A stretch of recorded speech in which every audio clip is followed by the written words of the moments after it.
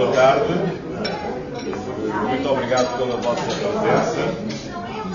Estamos agora aqui a retomar os nossos almoços temáticos e hoje, de facto, é um grande momento para o Oscott, acho eu. Acho que todos estamos de acordo porque temos connosco o nosso pai fundador, o professor Rui Pereira, a quem agradecemos muito a sua presença.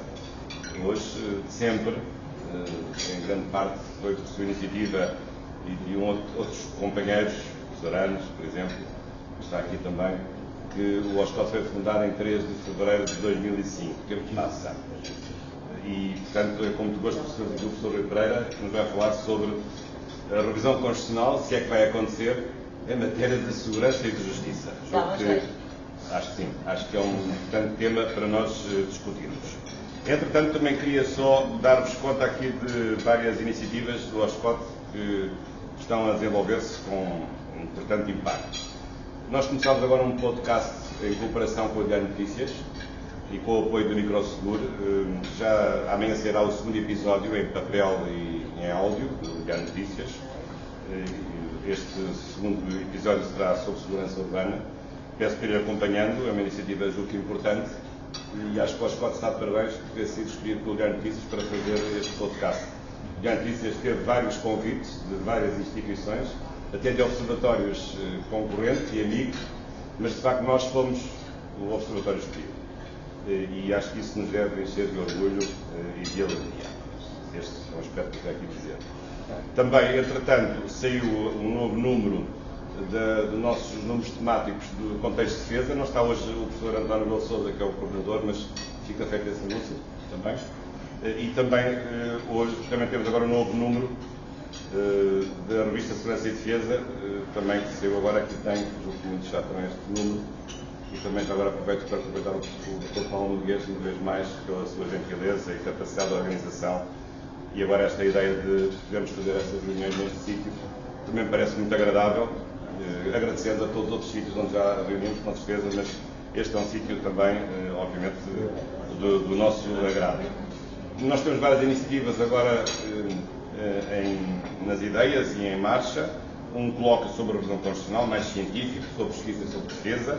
Também aproxima-se a data do próximo RASI, de 2022. Vamos também estar atentos a esse importante momento de segurança interna, que é de facto a discussão do RASI. E este podcast que está a ser trabalhado vai prolongar-se por várias semanas. Não sabemos ainda bem quanto é que vamos fazer, mas até ao verão haverá todas as semanas, à terça-feira, será no Diário Notícias, então, este podcast.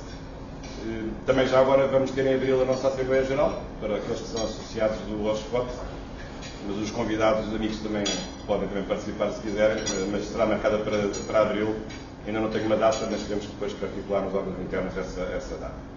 E então agora daria a palavra ao professor Rui Pereira para poder brindarmos com a sua intervenção. Muito obrigado.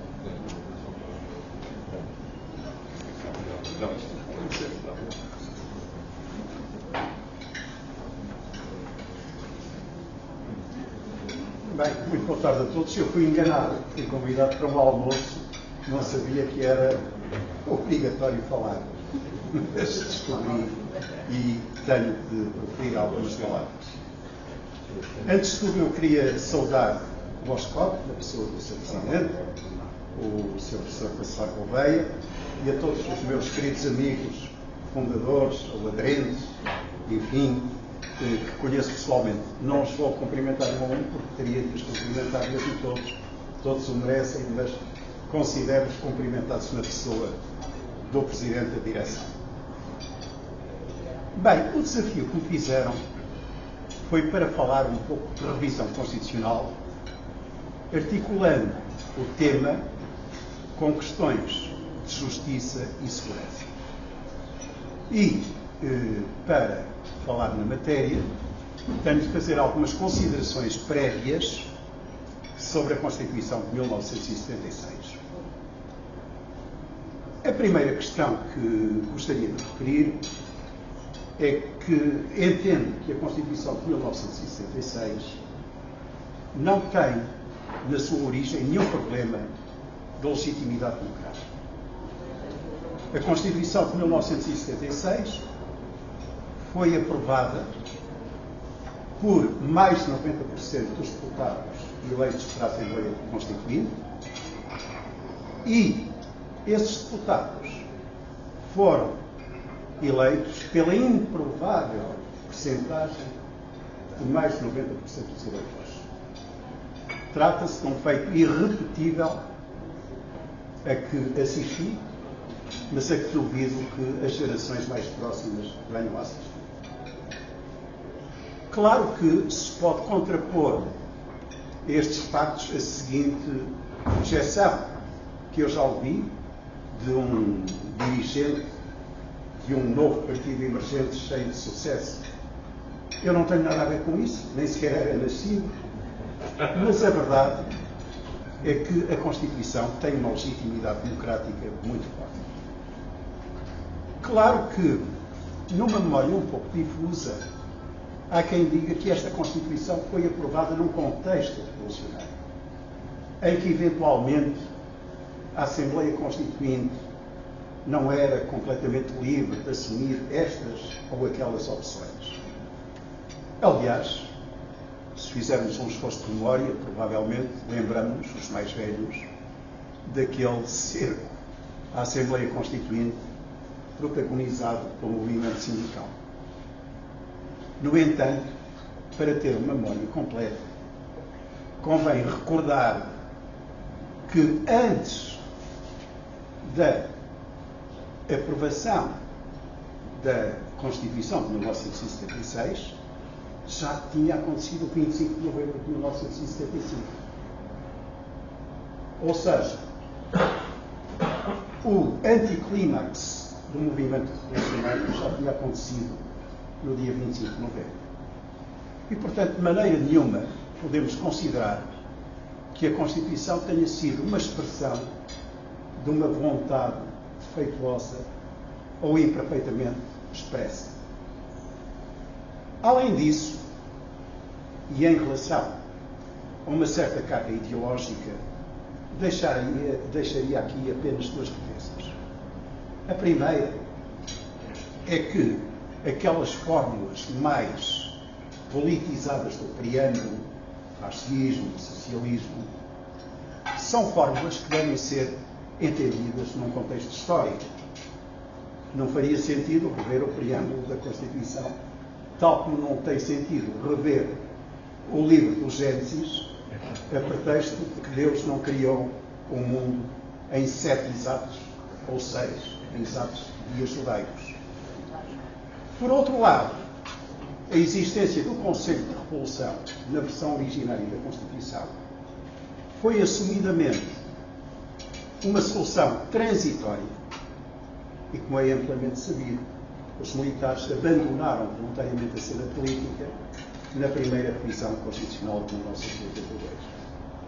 Na primeira revisão constitucional de 1982, de facto, algumas referências mais ideológicas foram abandonadas, foi extinto o conceito da revolução, foi criado o Conselho de Estado e foi criado o Tribunal Constitucional em substituição da Comissão Constitucional.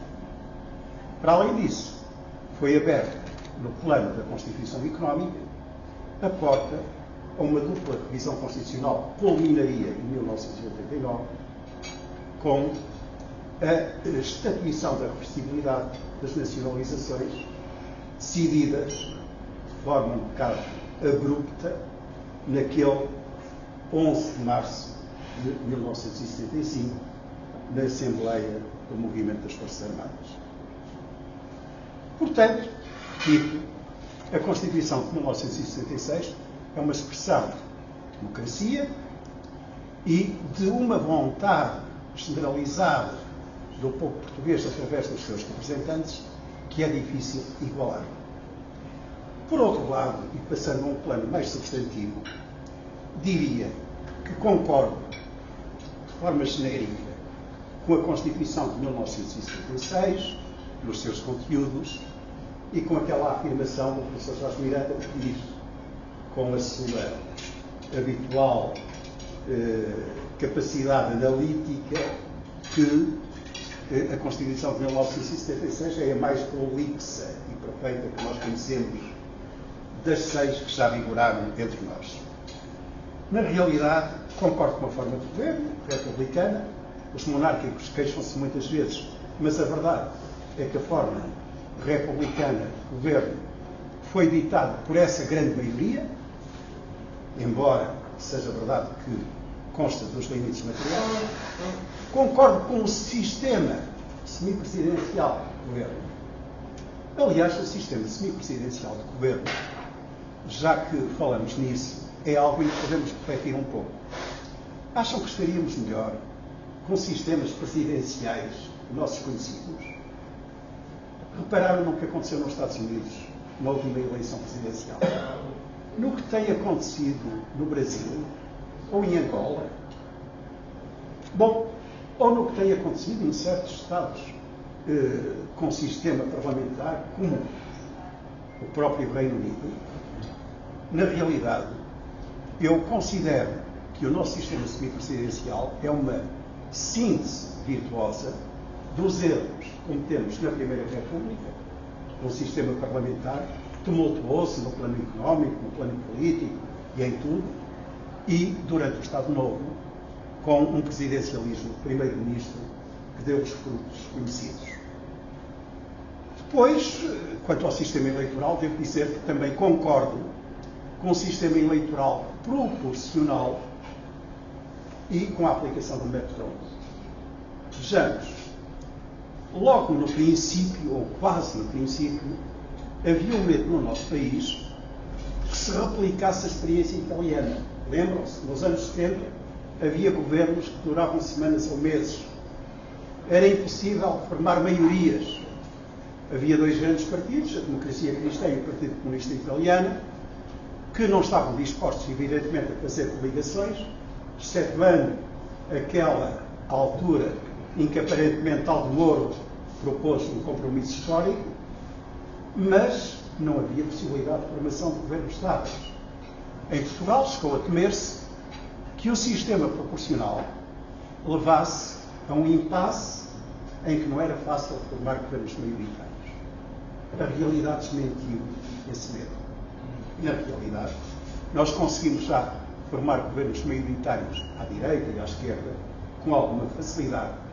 E não há propriamente um grande medo de que acabe a alternância ou não seja possível formar governos maioritários no futuro. Mas mais do que isso, o que devemos notar é que um sistema eleitoral maioritário tem defeitos muito graves.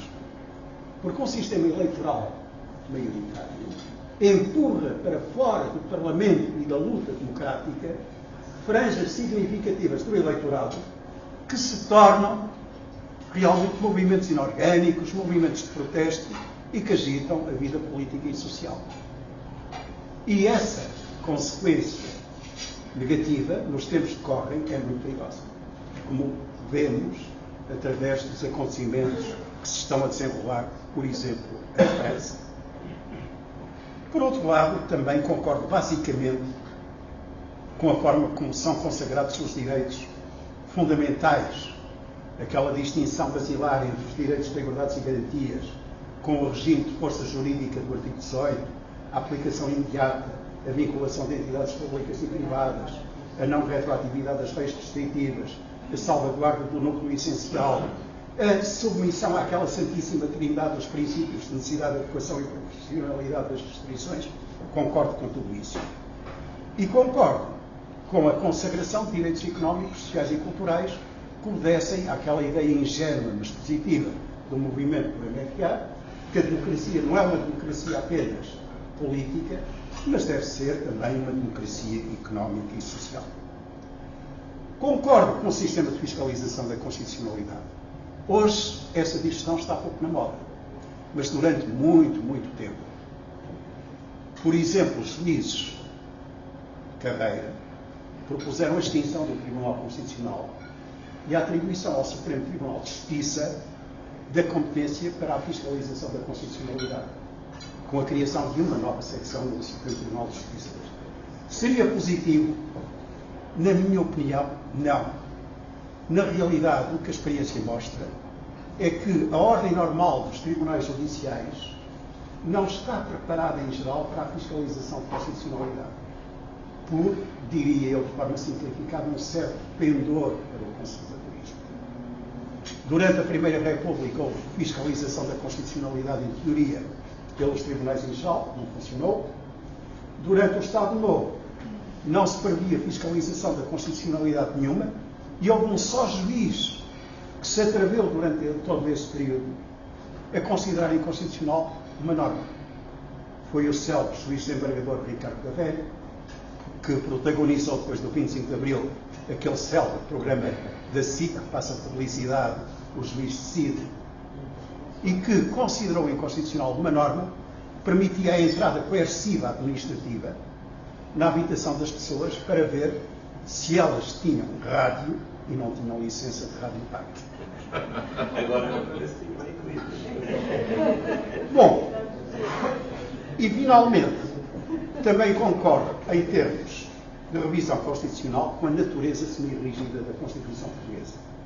Reconheçamos, a Constituição Portuguesa é uma Constituição semi-rígida com tendência para a rigidez. Porque, para além de não ser possível rever a Constituição durante o estado de sítio e o estado de emergência, para além de ser necessária uma maioria qualificada de 2/3, para além de ser necessário, salvo nas revisões extraordinárias, que tenham decorrido 5 anos desde a última revisão, há um vasto leque de matérias que são subtraídas, aparentemente, à revisão constitucional, através da indicação de limites materiais. Embora, reconheçamos, esses limites materiais possam ser aqui e ali iludidos através do processo de dupla revisão, como sucedeu com a questão das nacionalizações. De resto, também, quanto a este ponto, só para terminar, quase todas as Constituições são semi-rígidas. Quais são as Constituições rígidas? São as Constituições em que a lei civil coincide com a lei religiosa. Porque a lei religiosa não pode ser modificada. E a única Constituição que é flexível, completamente flexível, que eu conheço, que não é digna desse nome, é a Constituição do Reino Unido. Porque, na realidade, duvidosamente, é uma Constituição, para ser franco. Portanto, concordo com os traços essenciais da Constituição de 1976. E, nesta altura, devem estar a perguntar, então o que é que ele veio aqui fazer? Veio falar sobre a revisão constitucional. E concordo com a Constituição de 1976. Está aqui a cantar loas à Constituição de 1976. Deve ser da idade. Nós, a partir de 66 anos, a partir dos 65 anos, caímos num conservadorismo mais acentuado. E agora trata-se de defender a minha Constituição. Esta Constituição, que diabo, foi aprovada quando eu era adolescente, já não tenho idade para adaptar os meus passos mentais a outra realidade constitucional. Bom, não. Há que reconhecer que há um certo mal-estar na sociedade portuguesa. Um certo mal-estar na sociedade portuguesa. Não diria em relação à Constituição, mas em relação à ordem política e social. E a boa pergunta que se deve pôr em certa revisão constitucional é: até que medida é que uma revisão constitucional ajuda a curar esse mal-estar? Pode ser um elemento para curar esse mal-estar. Vejamos. Nós temos sintomas desse mal-estar através de 3 fatores, essencialmente, na minha opinião. O primeiro são os protestos inorgânicos. Atualmente, os protestos inorgânicos, as manifestações não organizadas, de acordo com o esquema tradicional, assumem uma dimensão muito grande. E assumirão uma maior dimensão do nosso país. Como todos sabemos, Portugal é um país de profunda influência francófona. Portugal, durante todo o século XIX e a primeira metade do século XX, foi profundamente influenciado pelo pensamento, pela filosofia, pela cultura franceses.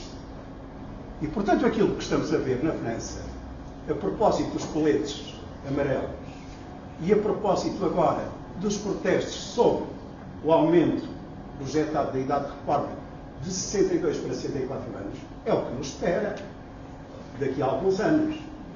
E aquilo que nos espera são movimentos muito fortes, inorgânicos, com muita violência à mistura. porque, independentemente do juízo que façamos acerca da justeza ou não justeza das reivindicações, tomáramos nós ter aquela idade de reforma, falar inveja. Mas a propósito disso, há uma outra questão que nós não podemos ignorar. É que, na realidade, há uma violência muito difícil de justificar em termos clássicos. O que é que têm os desgraçados dos proprietários de um automóvel vulgar ou de um estabelecimento comercial a ver com esses protestos? Que leva à destruição do automóvel pelo fogo ou a escaqueirar no estabelecimento comercial por causa dos protestos? Nada. Bom, o segundo sintoma de mal-estar é o surgimento de novas estruturas sindicais. Todos nós assistimos a isso nos últimos anos. É evidente que este movimento dos professores teve antecedentes. Tradicionalmente, os sindicatos estavam ligados, de alguma forma, a partidos políticos. Todos nos lembramos da expressão correias de transmissão. Quando se dizia a CGTP é uma correia de transmissão do PCP. Bem, na verdade, o PCP tinha a maioria dos membros dirigentes dessa estrutura sindical. A certa altura, no chamado Verão Quente, foi criada a ideia de uma nova central sindical, o GT, justamente para criar um movimento rival no movimento dos trabalhadores, onde tiveram assento também, sempre, maioritariamente, elementos do PS e, de acordo com uma certa parte, elementos do PST. Bom, hoje surgem sindicatos que estão completamente desalinhados com esse esquema tradicional. Começaram a surgir onde? Em sindicatos ligados a órgãos de soberania, sindicatos de polícias, sindicatos de magistraturas, mas agora estão a disseminar-se, porque compreendem que as tais lutas inorgânicas, não enquadradas, são mais eficazes fora do contexto da luta político-partidária. E foi isso que sucedeu nos professores. E em terceiro lugar, já surgiram também os partidos fora do sistema. Claro que nos partidos fora do sistema político, nós podemos falar em primeiro lugar no PRD. O PRD foi criado por um homem muito estimável, pelo qual eu tenho muita admiração, o general Ramalhianes, e nihilo tempore, como uma forma de reação contra a corrupção da vida política. Bom, recordo que em 1985 o PRD conseguiu partir ao meio o Partido Socialista. O Partido Socialista, na altura, liderado pelo sucessor do Dr. Mário Soares, o Dr. Almeida Santos, teve cerca de 20% de votos e o PRD 19%. Foi a altura em que o professor Cavaco Silva ganhou a primeira eleição com maioria relativa apenas com o PSD. Bom, claro, o PRD foi um balão que rapidamente esvaziou. Aliás, teve uma história que me faz lembrar a história do menino Pinóquio. O menino Pinóquio, na história clássica, foi enganado por um vigarista chamado Stromboli, que o levou para a Ilha dos Prazeres, onde ele foi vilmente atraiçoado. Bem, o PRD, já em falha, acabou por ser adquirido pela extrema-direita portuguesa, pelo PRN, que mudou os estatutos e o recalchutou até ele desaparecer. Bom, mas para além disso, há uma segunda experiência interessante, que é a experiência do Bloco de Esquerda. O Bloco de Esquerda também não está no núcleo dos partidos fundadores do regime português, que foram, basicamente, o PS, o PST, o PCP e o CDS. Esquecendo-nos agora do MPD, que o PCDE foi uma aventura, enfim, um companhão de luta do PC. Mas, na realidade, o Bloco de Esquerda também é um partido novo, que era completamente inviável em 1975. Porquê? Porque foi criado com pessoas que, em 1975, estavam na orla do maoísmo, do trotskismo, do stalinismo, e que eram completamente incompatíveis entre si. E que, portanto, se juntaram num movimento pós-moderno que abandonou as grandes narrativas ideológicas e abraçou as causas fraturantes. Enfim, sem ironia, nem má língua, parece que estão agora a acabar de criar uma crise em relação ao eleitorado. Mas, hoje, realmente, em relação aos partidos, surgem pela primeira vez partidos que não têm nada a ver com o ato fundacional do regime. E refiro-me, claro, ao Chega e à Iniciativa Liberal. Não estou a dizer nem bem nem mal, estou só a constatar que são partidos completamente fora do sistema instituído em 1976. Não são partidos que estivessem presentes direta ou indiretamente na Assembleia Constituinte. E, portanto, isso cria realmente uma realidade nova e uma realidade que leva novos dirigentes, novos titulares de cargos políticos a dizer: bom, a Constituição de 76, e nós com isso, nós queremos uma nova realidade constitucional. Há uma realidade nova. Bom, para além destes sintomas de um certo mal-estar, eu diria que há novos estados subjetivos que nos levam a repensar a Constituição de 1976. Quais são? Bem, primeiro, conhecido, todos falamos dele no dia a dia, o aumento da esperança média de vida. É um dado importantíssimo. A esperança média de vida terá aumentado por pelo menos 12 anos desde 1974. E, ao mesmo tempo, como sabem, a taxa de natalidade e a taxa de fertilidade das mulheres diminuíram drasticamente. O que isso implicou foi uma inversão da pirâmide do trabalho. Idealmente, todos sabemos que a situação mais favorável é a de haver 3 pessoas que trabalham para uma que é suportada pelo sistema de segurança social. Corremos o risco de inverter essa pirâmide de forma insustentável. É isso, aliás, que está na origem do que está a acontecer em França. E em Portugal também nos baterá fatalmente à porta. Não estou a ver que haja uma tendência sólida para a inversão desta orientação da demografia e da população.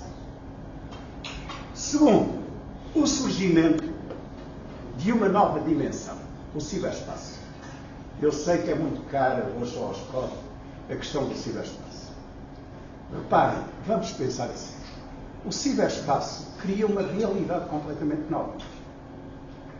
Quando eu entrei na Faculdade de Direito de Lisboa, em 1973, os estudantes da oposição, se preferirem do ordinário, faziam comunicados um a um, com uma espécie de mosqueira e com uma tinta em que carregavam. Por exemplo, o Dr. Garcia Pereira andava com essa mosqueira a fazer comunicados contra o Martínez. O falecido marido da doutora Maria José Morgado, o Dr. Saldanha Santos também. Portanto, faziam-se comunicados um a um e distribuíam-se à estudantada. É evidente que com a garra que essa estudantada tinha na altura, se tivesse um telemóvel e um computador pessoal, tomava o poder. Em Portugal. Nem o regime se apercebia do que tinha acontecido. Portanto, a situação hoje é muito diferente. Muito, muito diferente. Repare, hoje, um jovem, e às vezes um não jovem, devota 4, 5, 6 horas por dia ao telemóvel. Eu sou completamente hostil a redes sociais, sei que vicio, mas já tenho o WhatsApp e sei o tempo que às vezes perco com o WhatsApp. O WhatsApp já é um vício do qual é difícil sair. A pessoa tem a mania de mostrar a erudição, gosto de compartilhar música e não sei o que mais pelo WhatsApp, nos seus grupos. E, portanto, hoje perdemos todos muito tempo com o WhatsApp. Bem, o que é que isto quer dizer? Há uma nova dimensão. E essa nova dimensão é o ciberespaço. É uma nova dimensão em que se cometem crimes, em que se desenvolvem atividades de espionagem, em que se desenvolvem até novas formas de expressão artística e vem traficar.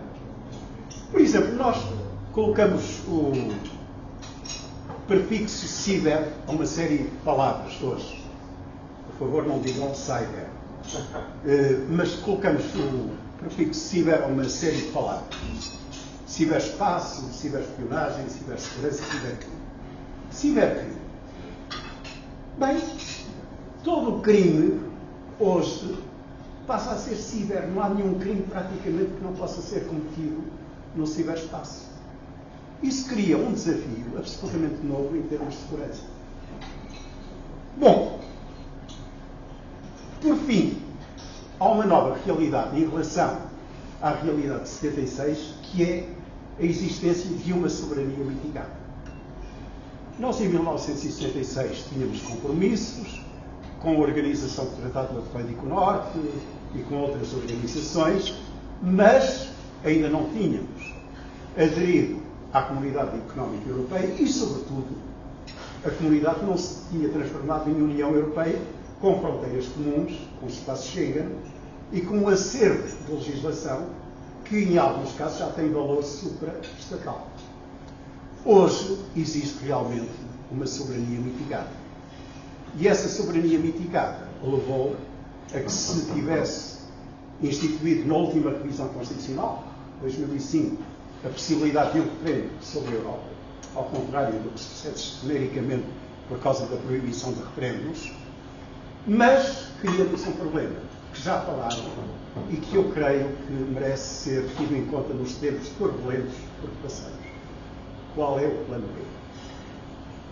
Se a Europa, eu sou europeísta, mas se a Europa colapsar, se a União Europeia não vingar, qual é o nosso plano B? Nós hoje parecemos órfãos de qualquer ideia de futuro sem a União Europeia. E realmente essa questão tem de ser ponderada também. Ora bem, e para terminar, e para cumprir, a não ser perseguido criminalmente por burla, vamos lá falar então um pouco depois destes pressupostos todos da revisão constitucional. Primeira declaração de princípios. Entendo que a revisão constitucional deve obedecer a um princípio de necessidade. Não se deve rever a Constituição porque sim. Eu sou a favor das reformas necessárias. Reformas de segurança, reformas de justiça, reformas de defesa, são as reformas necessárias. Não acho que um governo tenha como principal encargo fazer reformas, mas sim governar bem. Recentemente o Primeiro-Ministro, não há muitas coisas em que não concordo com ele, mas recentemente o Primeiro-Ministro disse que ficava enervado quando se falava em reformas. Eu também não fico muito contente porque as reformas não devem ser feitas por descastigo. Nós devemos fazer reformas quando são estritamente necessárias. E em matéria de revisão constitucional devemos seguir o mesmo princípio. E se me permitem assumir um pouco o meu papel de jurista, devemos fazer reformas tomando nas mãos uma distinção clássica do direito civil entre benfeitorias necessárias, úteis e voluntárias. E eu tenho ouvido, a propósito da revisão constitucional, falar na realidade em benfeitorias necessárias, úteis e voluntárias. E vou agora falar sobre algumas e sobre a minha opinião acerca dessas reformas. Primeiro, já se falou aqui, a reforma relacionada com os metadados, com os dados de localização e tráfego. É absolutamente essencial. Em primeiro lugar, não faz nenhum sentido que, em Portugal, os serviços de informações, já nem falo na interseção de comunicações, não tenham acesso aos chamados metadados, incluindo dados de localização e tráfego. Não faz rigorosamente nenhum sentido. Essa proibição assenta numa ponderação desequilibrada do valor da reserva da vida privada e do direito ao tratamento de dados em relação a bens jurídicos como a prevenção do terrorismo e da criminalidade organizada. Portanto, na minha perspectiva, tem de ser feita uma revisão constitucional clarificadora.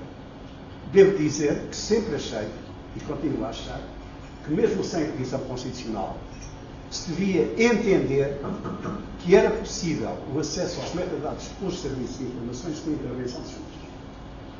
Porque não considero que o acesso aos metadados seja interferência nas comunicações no sentido do artigo 34, número 4 da Constituição. Mas atendendo à jurisprudência constante do Tribunal Constitucional, não deixa outra coisa. Deve ser revisto o artigo 34.4, provavelmente, para tornar clara essa solução. Segundo, e também como benfeitoria necessária em relação aos metadados, fomos surpreendidos em 2022 com um acórdão que vai ter consequências devastadoras na investigação criminal. Desde há uns bons anos, na transposição de uma orientação europeia, foi aprovada uma lei chamada Lei dos Metadados, que determina que as operadoras devem guardar os dados, designadamente dados de localização e tráfego, durante um ano e os devem disponibilizar para a investigação criminal, designadamente de crimes graves.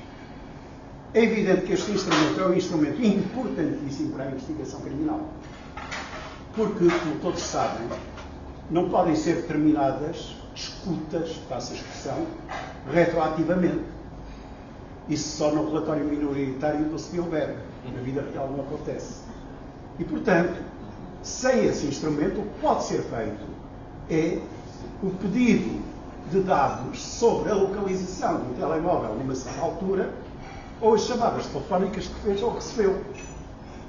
Isso até pode ser decisivo para garantir a inocência de um arguido. Por hipótese estava no mínimo quando o crime que lhe é sacado foi cometido em Lisboa. Mas, seja como for, é um instrumento para a investigação criminal importantíssimo. Ora bem, com a declaração de inconstitucionalidade, o que acontece é o seguinte: processos em que só os metadados permitissem a descoberta do crime não chegam a ver a luz do dia. Processos em curso em que os metadados tenham tido um valor determinante devem ser arquivados. Claro que aí há um espaço de manobra para se saber até que ponto se aplica a teoria dos frutos de árvore envenenado e por aí fora. Finalmente, mesmo os processos em que tenha havido trânsito em julgado são objeto de recursos extraordinários de revisão e mesmo que tenha sido cumprida a pena, há lugar a uma indenização por causa de eventuais penas de prisão que tenham sido cumpridas. Portanto, estão a ver um imbróglio que tudo isto criou. É evidente que eu concordo aqui com o voto vencido do conselheiro Lino Rodrigues. É evidente que considero, de novo, que há uma ponderação que hipervaloriza o direito à reserva da vida privada em prejuízo de outros bens jurídicos, mas foi essa a ponderação que o Tribunal Constitucional fez, de resto, por uma razão externa, por causa de um acordo do Tribunal de Justiça da União Europeia. Foi essa a grande razão para esta orientação do Tribunal Constitucional. Mas essa jurisprudência do Tribunal de Justiça da União Europeia é tão criticável como a própria jurisprudência do Tribunal Constitucional. Portanto, aqui também é necessário um acerto em matéria de revisão constitucional. Passaria, claro, fora deste contexto, há outras matérias em que é necessária uma revisão constitucional. Uma das mais curiosas é a questão dos animais. Bom, em relação aos animais, também há uma situação que é um pouco esdrúxula. Já temos condenações, embora não em penas de prisão efetiva, por causa de maus tratos a animais. Simplesmente, o Tribunal Constitucional veio dizer que, não falando da Constituição em proteção dos animais de norma nenhuma, a criação de um crime nessa área é inconstitucional. Isto, erradamente, na minha perspectiva, uma vez que o artigo 9 da Constituição fala em defesa da natureza e do ambiente, que envolve a defesa dos animais. Mas é necessário clarificar também aqui e criar uma norma, no artigo 9 ou noutro artigo qualquer, que fale na proteção de animais para permitir ao legislador fazê-lo. Também aqui a declaração de inconstitucionalidade vai ter consequências idênticas àquelas que eu referi a propósito dos metadados. Benfeitorias úteis. Não são absolutamente obrigatórias, mas são úteis. No plano estritamente político, Acho que um dos defeitos do nosso sistema é não aproveitar todos os votos. Há muitos votos, não sei quantificar, não sou especialista, não sei quantificar, mas há muitos votos, dezenas ou até centenas de milhares, que não são aproveitados no processo de escrutínio democrático. Numa altura em que a abstenção é tão forte e o desinteresse pela vida política e pela democracia representativa são tão acentuados, eu acho que isso é inadmissível. E, portanto, a ideia de criação de um círculo único para os votos soberanos ou algo semelhante é muito positivo. Sem pôr em causa, para mim, isso não deve ser posto em causa, o sistema proporcional. No essencial, o sistema proporcional. Segunda benfeitoria útil no plano político. A atribuição de direito de voto aos 16 anos. Eu sei que os presentes aqui, na maioria dos casos, não concordam. Ora bem, pode dizer-se que com 16 anos uma pessoa não tem muita maturidade. Bem, também há pessoas de 80 que têm muito pouca maturidade. E, de qualquer maneira, mesmo que as pessoas de 16 anos tenham um pouco de maturidade, não são em número suficiente para nos levar para o inferno. Portanto, estejam descansados. Eu acho que, mesmo que os níveis de abstenção fossem fortíssimos, é um bom caminho para iniciar na vida democrática. Terceiro, regionalização. Também é outro tema atritivo. Só e sempre fui a favor da regionalização. Aqui há muitas pessoas que provavelmente não são juristas e talvez haja uma ou outra que não sabe o que eu vou dizer. Só uma ou outra. A regionalização administrativa não tem nada a ver com a regionalização política. Ou seja, aquele fantasma, vamos criar mais regiões como a Madeira e os Açores, Albertos, Joões, Jardins em todos os cantos, é falsa. As regiões que se prevêem na Constituição para o continente são regiões administrativas, são superautarquias, não são regiões político-administrativas com órgãos de governo próprios e com a autonomia que têm as regiões autónomas. Portanto, eu sou a favor da regionalização administrativa. Porquê? Primeiro, pela experiência que tive, designadamente como ministro, sei que o Conselho não tem a dimensão suficiente para certas políticas públicas. Segundo, tenho a certeza que as pessoas, quando são eleitas, se sentem muito mais responsabilizadas perante as populações do que quando são nomeadas pelo Poder Central. E, portanto, por essas duas razões essenciais, sou a favor da regionalização. As pessoas cometem erros.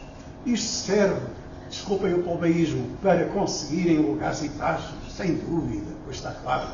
Mas esse argumento, levado até às últimas consequências, era o argumento antidemocrático que era usado antes do 25 de Abril para haver um Estado totalitário. Por esse caminho nunca tínhamos criado um regime democrático. É evidente que o caminho se faz a caminhar e nós cometemos erros. Mas estou convencido que a regionalização seria uma boa ideia. O que é que isso tem a ver com a revisão constitucional? Ora bem, na Constituição prevê-se que as regiões só podem ser criadas na sequência de um referendo, é o único referendo obrigatório que tem de ser vinculativo. Participação de mais de 50% dos eleitores. Nunca em Portugal houve um referendo em que participassem mais de 50% dos eleitores. E não se espera que tenha a haver. Portanto, só com uma alteração constitucional é que se viabiliza a regionalização administrativa do continente. E eu creio que se instituiu em Portugal um costume que manda considerar os referendos vinculativos mesmo com um grau de participação inferior. Portanto, o que eu proporia é que se esquecesse a regra de que só são vinculativos quando participam mais de 50% das populações.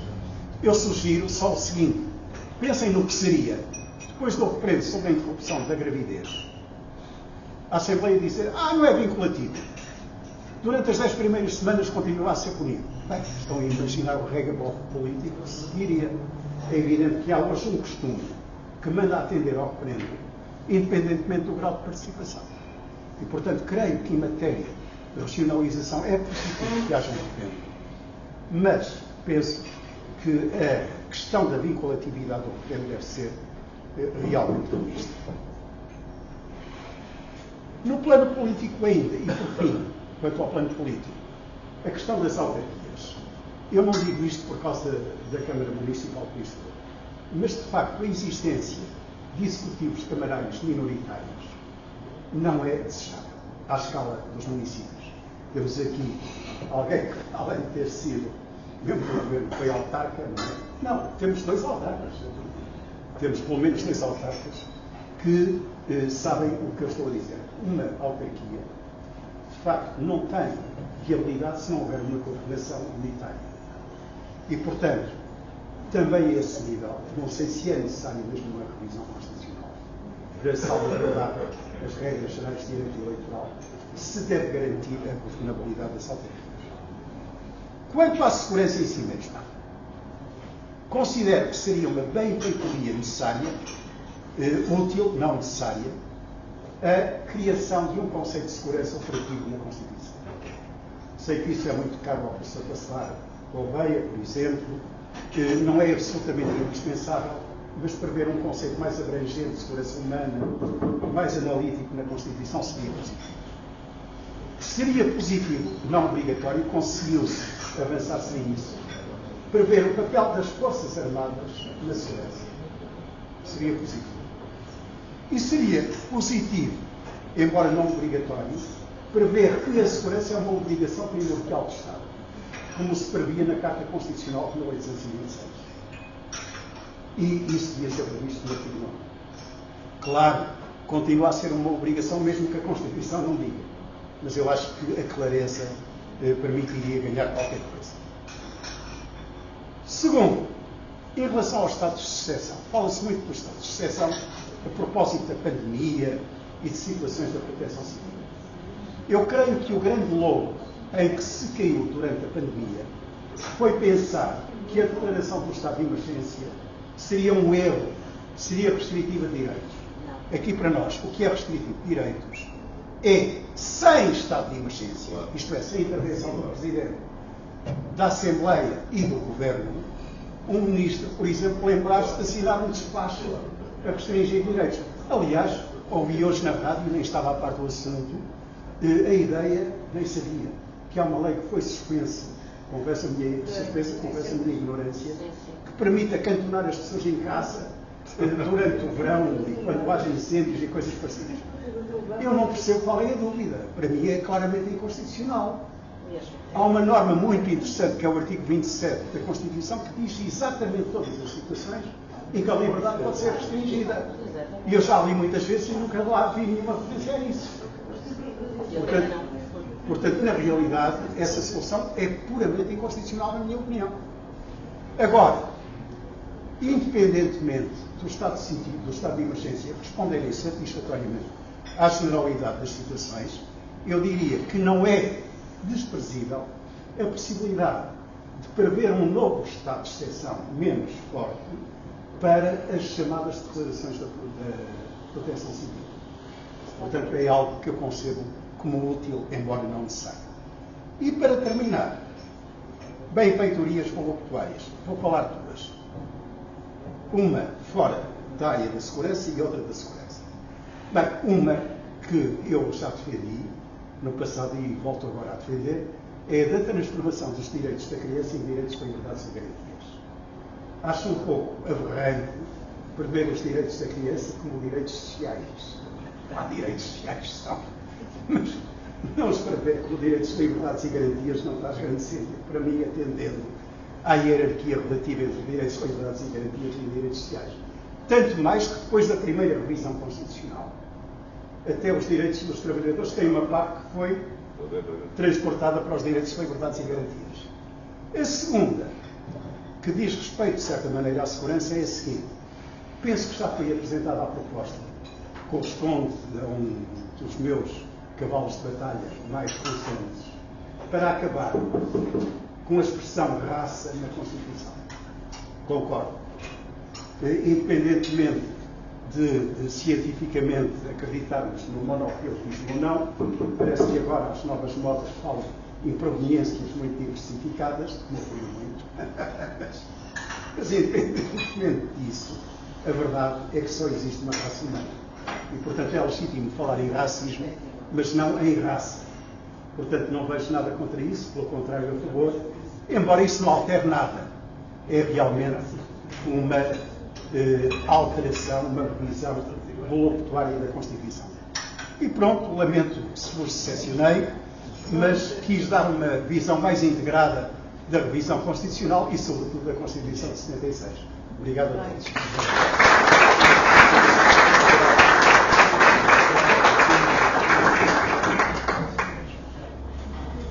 Agradeço muito ao professor Rui Pereira esta magnífica intervenção que fez. Nós habitualmente temos sempre um tempo reservado a perguntas. Bem, eu teria aqui várias, até porque já percebi que estamos em acordo e em desacordo, ainda bem, mas acho que a prioridade deve ser dada aqui aos nossos amigos e associados e aos colegas também da direção, se quiserem. Não sei se a professora Dalila tem alguma pergunta e outros colegas aproveitem este momento realmente magnífico e eu, como também grande amigo, grande admirador do professor Rui Pereira, das pessoas mais inteligentes e cultas que eu conheci na minha vida, acho que não devemos desperdiçar esta oportunidade. Bom. Bem, então vou colocar uma questão ao professor. Eu estou completamente de acordo com a questão sobre o ciberespaço e esse é de facto bem importante. O ciberespaço é onde nós atuamos, onde organizamos a nossa vida. A forma como hoje está organizado o tema do ciberespaço, de facto, obriga a que se olhe para essa dimensão. Assim, sem ser muito rigorosa, mas por alta, nós temos o crime praticado no ciberespaço é canalizado para o Centro Nacional de Cibersegurança, primeiro canal. Segundo canal, o Gabinete do Cibercrime da Procuradoria-Geral. Terceiro canal, a PJ. Quarto canal, o apoio à vítima. Eu já tenho participado em vários debates e quando me fazem essa pergunta eu digo sempre assim, onde deve ser comunicado é na força de segurança respectiva, ou é na PSP ou na GNR. Porque se eu for vítima de um crime, ou de um ilícito qualquer, eu apresento queixa na esquadra. Depois aquilo que a prática diz é que as esquadras ou os postos da GNR minimamente não olham para estes temas. Não há nenhum formalismo para acolher esta queixa, seja ela online, seja coação, seja aqueles crimes que é mais típicos do próprio ciberespaço, que é o sextortion, isto quando envolve a exposição de imagens. Ou a própria delinquência juvenil, que é um tema que também nós vamos falar num destes dias, que é o uso praticado desse no ciberespaço. Quando hoje se fala da delinquência juvenil ou da criminalidade grupal, ela teve aqui um impulso fortíssimo na sua prática, que é o ciberespaço. A criminalidade grupal e a delinquência juvenil, onde é que se organizam? Antigamente era na rua, agora não, é nas redes sociais. Portanto, é preciso olhar para a forma comum e as próprias diretivas, e a própria diretiva europeia, que também já está muito nesse alinhamento, para o cidadão, para as empresas e para as instituições. Portanto, a forma como está organizado reina alguma confusão e alguma fluidez, quer na estatística, quer na queixa, quer na abordagem deste crime. É evidente que a PJ tem a competência e, portanto, falo bem, com certeza, mas aquilo que é preocupante é um enquadramento do ponto de vista da Lei de Segurança Interna, que não existe, tal como nós entendemos, e a dispersão de canais e a fluidez para que isto tudo se trata. Portanto, eu estou de acordo com esse tema, que é preciso olhar para o ciberespaço e juntá-lo àquilo que é criminalidade nos outros espaços, seja o terreno, seja o marítimo, seja o aéreo. De facto, ninguém nos ensinou a andar no ciberespaço e não nos ajudar. O segundo tópico é sobre a lei das autarquias. Estou completamente de acordo que o Poder Executivo, quando numa autarquia, tem que ter um outro enquadramento, porque de facto a lei aconselha que isso seja visto. Isso é como nós estamos a gerir uma autarquia com a Assembleia da República metida no Poder Executivo, onde distorce a democracia. Todos nós conhecemos câmaras municipais em que portanto, a não operacionalidade é muita quando os executivos, ainda para mais naquela composição que temos hoje, inviabiliza qualquer sistema democrático ao nível local. Portanto, acho que é uma boa identificação dessa forma. Esse lapso pode ser um lapso ou uma correção que é necessária fazer e há conclusões, nós sabemos que a Câmara Municipal não pode subir com a oposição. Portanto, era as minhas observações ao professor Crítica. Talvez juntando aqui mais questões. Antes de mais, muito obrigado.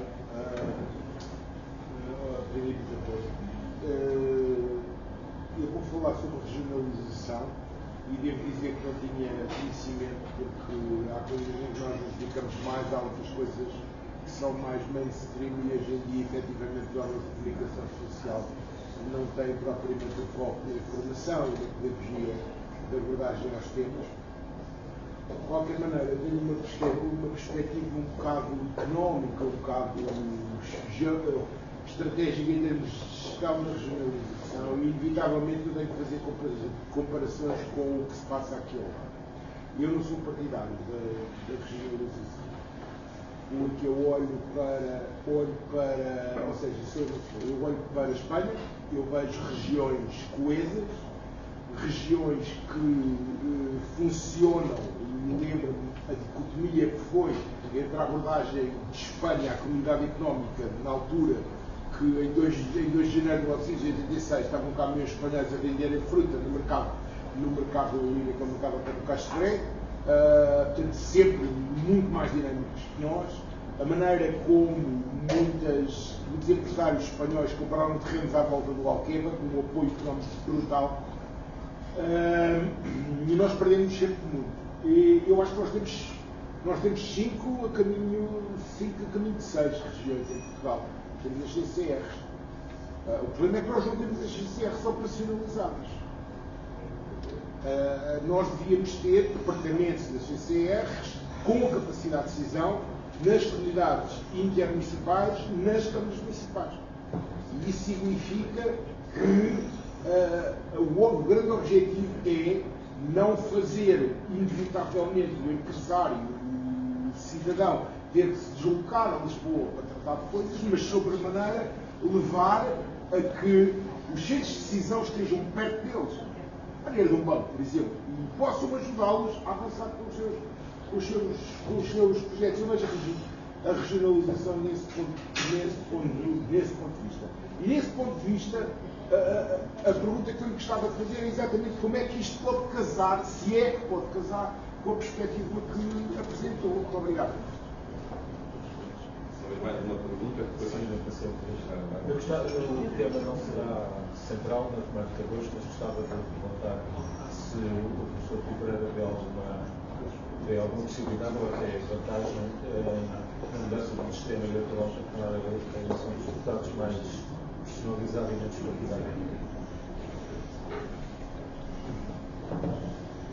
Bem, em relação às intervenções da professora Linha, eu concordo com elas, não tenho nada a opor, antes pelo contrário.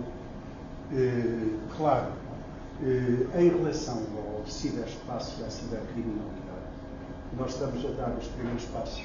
Não sei se recordam daquela frase, gosto um pouco duvidoso acerca do excesso de velocidade. Uma pessoa vai numa estrada, o excesso de velocidade é diretamente proporcional ao número de insetos coitados que parecem no vidro do automobilista. Bom, eu tenho uma equação um pouco diferente acerca da atualidade das leis. As leis sobre cibercrime quase nunca são alteradas. 5, 6 anos. Porquê? Porque não são aplicadas. É evidente que as leis que são aplicadas mesmo são alteradas com muita frequência. As leis fiscais, por exemplo. E em alguns casos por causa dos caprichos do legislador. Eu próprio contribuí várias vezes para esse título. Noutros casos, porque as mudanças científicas, técnicas, sociológicas são muito grandes. E não podemos ter a pretensão de ter hoje um código que vive aos 100 anos ou algo parecido. Ora bem, as leis do cibercrime são leis que estão a dar os primeiros passos. Com penas relativamente leves, com comportamentos difíceis de definir, difíceis de limitar e distinguir uns dos outros. E, portanto, são os primeiros passos de uma realidade que vai ser cada vez mais importante. E o direito anda sempre atrás. Eu costumo dizer que o direito é uma ordem simultaneamente totalitária e pluralista. É totalitária na medida em que pretende dar resposta a tudo. Eu costumo dizer aos meus alunos, desculpem o abuso, que se quiser descrever a minha vida no plano jurídico, digo assim: hoje de manhã levantei-me depois de exercer o meu direito ao descanso. Saí de casa e exercendo o meu direito à liberdade de deslocação em concreto. Fui a um jornal e celebrei um contrato de compra e venda, exercendo uma cláusula que eu não sou obrigado a pagar primeiro, recebi primeiro o jornal e paguei a seguir. Usei o direito de uso e fruição em relação ao automóvel. E isso seria uma grande passada. Um diário desta natureza, enfim, precisava de leitores muito pacientes. Mas é possível falar assim. E é possível falar assim daquilo que o direito não prevê. Por isso é que o artigo 10º do Código Civil tem métodos de integração de lacunas. Não se prevê a clonagem, nunca houve clonagem. Aparece uma alma qualquer, porque já é possível fazer a clonagem humana no Hospital de Santa Maria, a dizer que quer fazer uma clonagem. Bem, o hospital diz que sim ou que não. Diga com certeza que não, não é? Apesar de não haver lei. Portanto, o direito pretende dar resposta a tudo. Mas é uma ordem pluralista na medida em que os ramos de direito são muito diferentes uns dos outros. E, portanto, o direito vai ter de se adaptar a esta nova realidade do ciberespaço, de várias maneiras, na investigação criminal, nos tribunais e por aí fora. Porque é uma realidade que veio para ficar e que vai se expandir muito. Que está hoje associada também a outra, que é a inteligência artificial. Bom, em relação à racionalização, o meu ponto essencial sobre a racionalização, e aí não há forma de eu demonstrar que tenho razão, ou deixo de ter, porque estamos no reino das pré-compreensões, é o seguinte: eu acredito genuinamente que só o voto em democracia dá força para a decisão política. Isto é, o coordenador de uma comissão regional qualquer que não seja eleito tem o poder que lhe vem do dinheiro que o governo é entregado e da estrutura do partido, mas não tem um poder que lhe permita bater o pé a ninguém. Não permite. E, portanto, na minha perspectiva, aquilo que aconselha a regionalização administrativa é isso mesmo. Perigos. Bem, o perigo de secessão territorial não existe em Portugal. Não existe. Eu sou transmontano, com muito gosto e orgulho, mas antes de ser. Relativamente à regionalização, tenho uma pergunta pertinente. Se é progista de uma subdelegação de poderes limitada, nesse caso? Sim, mas as regiões são administrativas. Portanto, não têm competência legislativa, como as Assembleias Legislativas Regionais dos Açores e da Madeira, não têm órgãos de governo. Portanto, o modelo é um modelo de autarquia, são previstas como autarquias na Constituição só. Portanto, é isso que me leva a simpatizar com a ideia de regiões. Isso e outra coisa que eu aqui foquei, que é a impossibilidade de serem desenhadas várias políticas, incluindo, por exemplo, a defesa da floresta e por aí fora, à escala municipal. Por exemplo, as próprias polícias municipais. Se abstrairmos de concelhos como Lisboa, Porto, Gaia e Sintra e Cascais, não é possível haver polícias municipais. Eu era secretário de Estado quando foram criadas. Apareceram lá uma série de presidentes de Câmara todos contentes porque ele teve a sua polícia municipal. Mal sabiam onde estavam a meter, como é óbvio, não é? Não tem escala para criar polícias municipais. Se fosse o Algarve, por exemplo, em vez do Conselho daqui ou da Coli, a criar uma polícia municipal, isso era viável. Portanto, há várias políticas que só à escala municipal podem ser criadas. Bom, em relação, finalmente, qual era a última questão? Deputados, escolha dos deputados. Da representação regional dos deputados. Da representação regional dos deputados, representação regional. Não. Só da revisão profissional, não, a representação mais direta dos deputados. mais personalizada. Bom, se isso implicar a mudança para o sistema maioritário, com círculos uninominais, não concordo. É evidente que isso tem vantagens. Se nós tivéssemos círculos uninominais maioritários, como por exemplo o Reino Unido, nós sabíamos quem é o deputado que nos representa. Se o nosso deputado perdeu ou ganhou, há uma maior ligação ao governo, porque os membros do governo têm de ser deputados e por aí vai. Mas perde-se alguma coisa. E o que se perde é realmente a representação proporcional. Dizendo as coisas de forma muito simples. Eu prefiro uma Assembleia da República em que, para além do PS e do PSD, estejam os outros partidos, do que uma Assembleia da República em que só estejam o PS e o PSD, isto sem crítica à maneira de Dupont e Dupont. Porque os outros partidos, se estiverem fora da Assembleia, em primeiro lugar, tendem a radicalizar-se. E tendem a empurrar um setor da população para a sombra do antissistema. Há aí 20% da população. Portanto, encontrar soluções em que as pessoas se sintam mais diretamente representadas por deputados, sim. Mas abandonar o sistema proporcional, não. Mais questões? Mais um questão de minutos? Mais questões que queiram colocar? Aproveita. Professor Rui Pereira, em primeiro lugar, felicitá-lo pela sua brilhante exposição. Falou há pouco em inteligência artificial. Ela dá aí, já quase em todos os setores da nossa vida, mas na verdade tem que haver limites. Até que ponto é que deveria, na sua opinião, podermos legislar sobre isto a partir da própria Constituição? Ou se isso deveria ser integrado exatamente na Constituição ou não? Porque na altura em que ela foi feita, como referiu, em 76, não se falava de inteligência artificial, não é? E, portanto, gostaria de saber a sua opinião sobre isso.